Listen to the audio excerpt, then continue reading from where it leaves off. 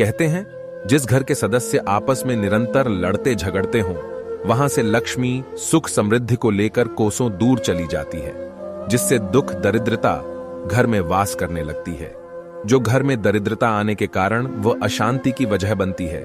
जीवन का आनंद तो तभी आता है जब घर के सारे सदस्य प्रसन्न और सुखी हों, लेकिन हम बिना कुछ सोचे समझे ऐसी गलतियां कर बैठते हैं जिसका खामियाजा घर के सारे लोगों को उठाना पड़ता है।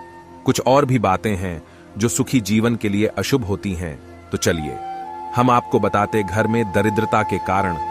जिस घर में दक्षिण की ओर मुंह करके स्त्रियां रसोई बनाती हों, उस घर में हमेशा दरिद्रता बनी रहती है। पूजा घर में यदि मृत संबंधियों की तस्वीर रखी हो तो यह अशुभ संकेत माना जाता है। झाड़ू को ठोकर मारना या पैरों के नीचे कुचला जाना भी अच्छा नहीं माना जाता। घर में यदि बाथरूम और टॉयलेट के दरवाजे हमेशा खुले रहते हों तो घर का वातावरण दूषित होता है। इससे सेहत भी प्रभावित होता है।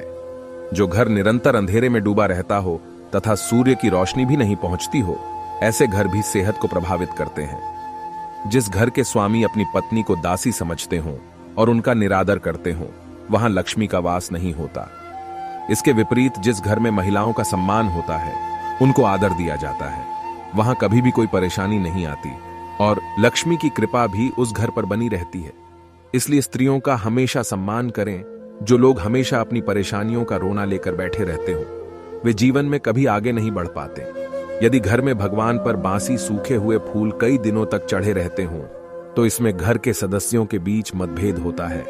जिस घर में टूटे फूटे बर्तन या टूटी खाट पड़ी हो, तो यह अशुभ संकेत है।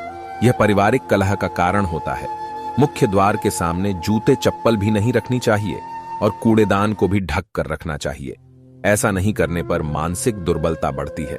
घर में दीमक, मधुमक्खी का छत्ता, चमगादड़ का बसेरा या चिल्लों का बैठना अशुभ माना जाता है। जिस घर में आत्मीयजनों के प्रति खराब व्यवहार किया जाता हो और घर आए अतिथियों की आवभगत भी नहीं होती हो, तो भगवान रुष्ट होते हैं।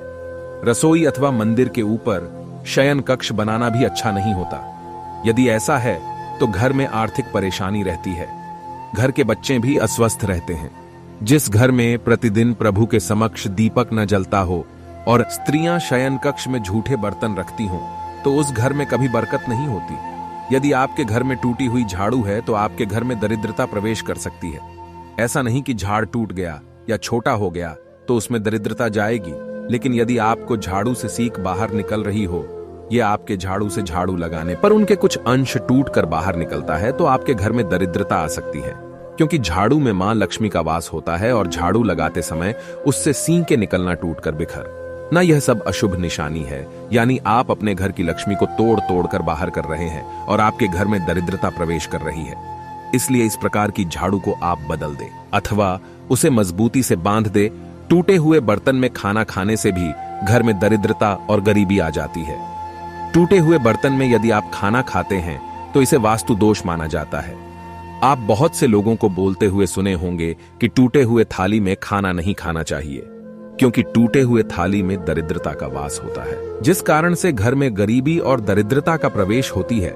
इसलिए यदि आपके घर में कोई टूटी हुई थाली हो तो आप उसमें भोजन ना करें। खड़ा होकर पेशाब करना भी एक वास्तु दोष माना गया है, क्योंकि जब हम खड़ा होकर पेशाब करते हैं तो पेशाब के कुछ छींटे हमारे पैर पर गिरता है और पेशाब की छींटें पैर पर गिरना वास्तु दोष माना गया है और इसी कारण से घर में दरिद्रता प्रवेश होती है।